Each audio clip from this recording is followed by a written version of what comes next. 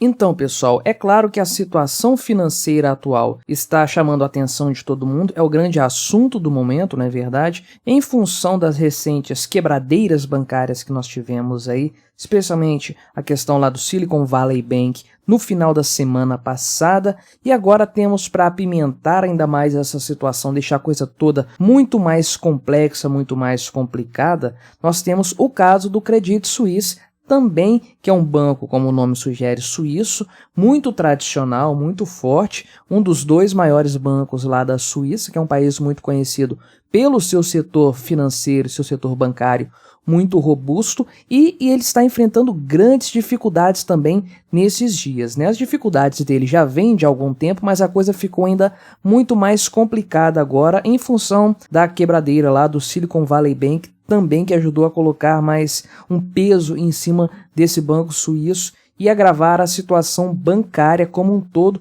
o que nos leva a perguntar naturalmente, será que nós estamos presenciando o início de uma crise econômica, o início de uma crise financeira, mais uma vez, disparada pelo setor bancário? Será que é isso que nós estamos vendo? Vamos dar uma olhada nas notícias do Credit Suisse e tentar imaginar aí, fazer uma projeção do que pode acontecer nos próximos dias, nas próximas semanas. Certamente teremos muito em breve uma real dimensão do buraco em que a economia mundial está se metendo. Não se esqueça de se inscrever no meu canal, deixar o seu like, deixar o seu comentário neste vídeo e considere se tornar membro aqui do meu canal, membro patrocinador com valores a partir de R$ 1,99 por mês. Não vai fazer falta para você, mas vai me ajudar bastante, pode ter certeza disso, né? Então, vamos dar uma olhada aqui de forma um pouco mais abrangente a respeito da crise do Credit Suisse, o que está acontecendo com ele, né? Como traz aqui esse apanhado feito pelo site Money Times, esses problemas do Credit Suisse não são novos, não surgiram do nada. Outros bancos europeus estão numa situação delicada também, por exemplo, Deutsche Bank e alguns bancos da Itália, porque eles já estavam ruins, já estavam mal das pernas na crise bancária de 2008, que foi um grande impacto no setor financeiro, no setor bancário como um todo, e esses bancos europeus especialmente estiveram aí muito vulneráveis à questão da crise da dívida grega e da dívida europeia como um todo, né? Por consequência, lá por volta de 2011, 2012 também foi um impacto muito maior para esses bancos e eles não se recuperaram plenamente disso aí, acabaram ficando um pouco comprometidos com as contas aí, um pouco comprometidas nessa história. Então o Credit Suisse estava tendo problemas econômicos já há algum tempo, as ações dele despencaram ao longo dos anos. Em 2022 perdeu 30% do valor de mercado, Credit Suisse, na Bolsa de Nova York, né? Sendo que em 5 anos é uma queda de 80% no valor de mercado. As ações desse banco desabaram 80% em apenas 5 anos, o que reflete a realidade de que provavelmente o Credit Suisse já era uma instituição inviável há algum tempo. O mercado não confiava mais na solvência desse banco, já estava precificando uma possível catástrofe econômica, não é? Então ele tem agora um valor de mercado de 10 bilhões de dólares, que é uma fração do que ele já valeu no passado também, e aí eles tentaram capitalizar há algum tempo, conseguiram os aportes financeiros para se manter estáveis, né? Eles conseguiram de fato receber aí um valor de 4,2 bilhões de dólares, com um banco, um fundo saudita que conseguiu aportar esse dinheiro aí para dar uma alavancada nos negócios do banco. Porém, agora com essa nova queda que aconteceu recentemente nos últimos dias, os sauditas já falaram, já deixaram claro que não vão aportar novos valores, não vão capitalizar o banco, ou seja, a coisa está ficando complicada e eles estão com medo de perder dinheiro aí, sendo que eles podem perder a parte que já foi investida nessa história, né? Então, com a quebra lá do Silicon Valley Bank, que eu já comentei aqui no canal, e você já deve ter visto em outros lugares também, a situação do Credit Suisse também ficou complicada porque lançou-se ainda mais essa preocupação em relação à solvência do banco. O mercado ficou extremamente desconfiado da viabilidade econômica do Credit Suisse. De fato, as ações do banco derreteram, perderam muito valor nesses dias aí, e isso levantou todo um temor do ponto de vista global a respeito da repercussão que a quebra de um banco como esse poderia repercutir, né, na economia mundial como um todo. E é curioso como esse tipo de coisa acontece de forma sequencial. Tivemos a quebra lá do Silicon Valley Bank no dia 10 de março, sexta-feira passada, que deflagrou todo esse momento que nós estamos vivendo aqui. Foi o primeiro banco, né, o gatilho aí, digamos, o Lehman Brothers dessa crise que está se desenhando. Não sabemos se vai ser igual a de 2008, mas tem traços bastante parecidos, bastante similares. Então a quebra do Silicon Valley Bank no dia 10 de março foi o gatilho dessa situação que nós estamos vivendo agora. E aí no domingo, no dia 12 de março, enquanto os caciques lá do mercado financeiro norte-americano e o pessoal lá do Federal Reserve estavam se reunindo, né, em pleno domingo, banqueiros se reunindo, isso nunca é uma boa notícia.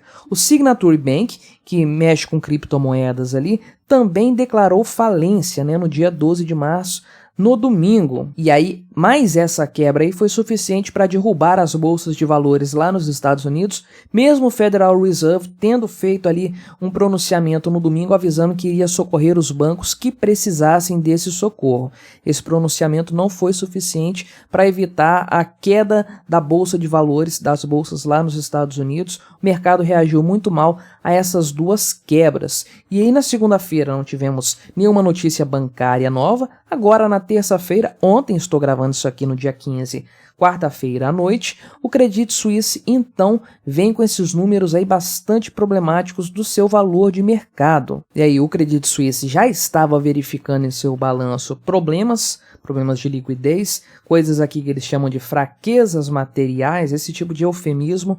Você sabe bem o que isso aí esconde, né? Estavam perdendo muitos clientes, estavam tendo prejuízos em seus investimentos errados, investimentos bastante equivocados, né? E aí, conforme eu falei, os sauditas lá, o dono ali, o presidente do conselho da Saudi National Bank, Amar Al-Qudairi, afirmou que eles não vão botar mais dinheiro no Credit Suisse porque eles têm uma questão estatutária e eles passariam de 10%, coisa que eles não podem fazer, eles estão proibidos pelo próprio estatuto da instituição de fazer isso aí.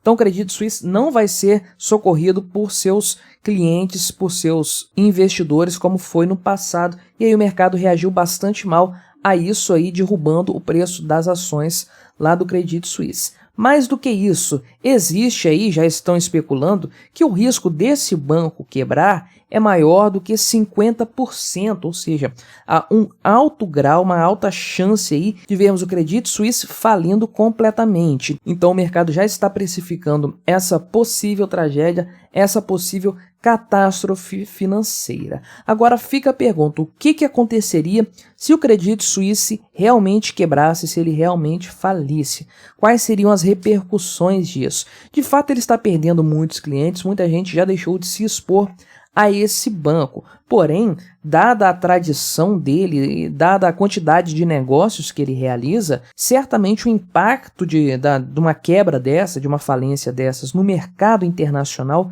seria muito grande. Não estamos falando só de bancos ali regionais específicos direcionados a determinados setores quebrando lá nos Estados Unidos, conforme aconteceu na semana passada, né? Estamos falando aqui de um gigante suíço, de um país que é muito conhecido pelo seu setor bancário bastante forte, bastante robusto, quebrando, falindo. E aí, o que isso poderia ter de repercussão para todos os mercados? A gente não tem nem como mensurar esse grau de problema que aconteceria, que se decorreria daí. Porque, de fato, os bancos, o setor bancário como um todo, é altamente interligado, de forma que se um banco quebra, isso aí tem uma repercussão muito grande em outras instituições financeiras, a ponto de levar outros bancos também à falência. E aí, se você tem múltiplas falências de bancos aí, o grau de exposição do mercado bancário como um todo fica muito maior, né? Uma coisa é um banco quebrar e isso aí ter repercussão em uma ou outra instituição aí, piorar o balanço deles, fazer eles registrarem algum grau de prejuízo com isso aí. Outra coisa é isso se alastrar para várias instituições, e aí um banco um pouco mais sólido, que não está tendo problemas, acaba tendo uma exposição a 2, 3, 4 instituições que vão à falência, que quebram totalmente, e aí esse banco mais sólido acaba ficando também com suas contas comprometidas. Isso aí é um risco sistêmico, um risco de que tudo isso se espalhe, se alastre, contaminando as instituições financeiras também. É algo que já aconteceu no passado, pode vir a acontecer novamente. E aí você pode se perguntar, por que as instituições bancárias que possuem tanto conhecimento dessa área, entendem de balanços contábeis bancários, por que elas se expõem colocando dinheiro, investindo em instituições que não são tão sólidas assim? Por que elas arriscam tanto? Porque isso aí acaba criando todo um sistema bastante interligado de investimentos entre esses bancos e é uma grande armadilha, né? Uma grande bomba relógio armada aí para estourar e derrubar o mercado como um todo, né? Por que eles fazem isso? Pois bem, eles fazem isso de caso pensado, isso é proposital. Os bancos fazem investimentos interligados, né, entre si, mesmo investimentos de risco em instituições que não estão muito bem das pernas, para criar essa rede, para criar essa teia totalmente interligada entre instituições, para que quando chegar um momento como esse aí, de um banco que acabou agindo de forma errada no seu planejamento, acabou se expondo demais ao risco, mais do que deveria, e acaba se prejudicando, acaba tendo graves prejuízos, isso aí garante que o fato de que todo o sistema está interligado vai obrigar o governo, obrigar o Estado a intervir para evitar uma quebradeira geral, uma quebradeira que acometa várias instituições e acaba prejudicando uma quantidade absurda, incomensurável de pessoas, né? Então pode-se dizer que isso aí é algo de caso pensado, feito para obrigar os estados a intervir nesse tipo de coisa. E de fato sempre dá certo, né? O Federal Reserve já disse que vai interferir para garantir a solvência do Silicon Valley Bank, garantir que os clientes não percam o dinheiro depositado ali, para evitar uma corrida bancária, evitar uma situação em que várias pessoas acabem destruindo a liquidez de outras instituições por medo, né? E agora também o Banco Central Suíço, meu chroma aqui vai ficar um pouco bagunçado aqui, mas tudo bem.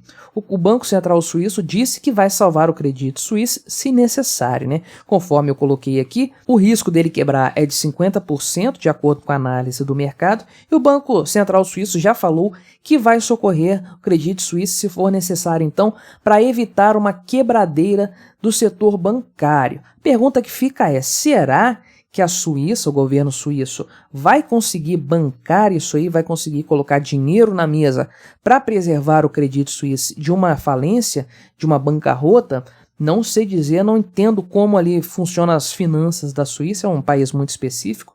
Nos Estados Unidos a gente sabe que eles têm condições de bancar isso aí sim, de salvaguardar lá o Silicon Valley Bank, o 16º maior banco dos Estados Unidos. Então isso aí para o Federal Reserve é fichinha, é moleza, eles imprimem um pouco de dólares aí, colocam para resolver esse problema, tá feito. Imprimiram muito mais dinheiro do que isso lá em 2008 para preservar o setor bancário norte-americano, injetaram muito dinheiro ali. Agora, será que a Suíça consegue fazer isso também? Não sei dizer. Então esse é mais um capítulo, mais um episódio desse caso, da situação financeira atual global que nós estamos vendo aqui. Falei em outra oportunidade aqui no canal também que o caso do Silicon Valley Bank vai ter repercussão na Inglaterra, no Singapura, na Índia, em outros países em que o banco possui atividades. Credit Suisse também está em várias partes do mundo, mas mais do que isso, o que isso pode ter de repercussão em outras instituições financeiras? Qual é o grau de exposição que outros bancos estão em relação ao Credit Suisse? A depender da resposta para essa pergunta, nós podemos sim prever uma crise econômica deflagrada pela uma quebradeira bancária nos próximos meses aí, se não antes, né? A gente está um pouco temeroso em relação a isso aí. Vamos acompanhando as próximas notícias. A cada dia sai uma bomba diferente, a gente tem meio que ficar atualizando as informações a todo momento, mas vamos acompanhando aí de perto essa situação.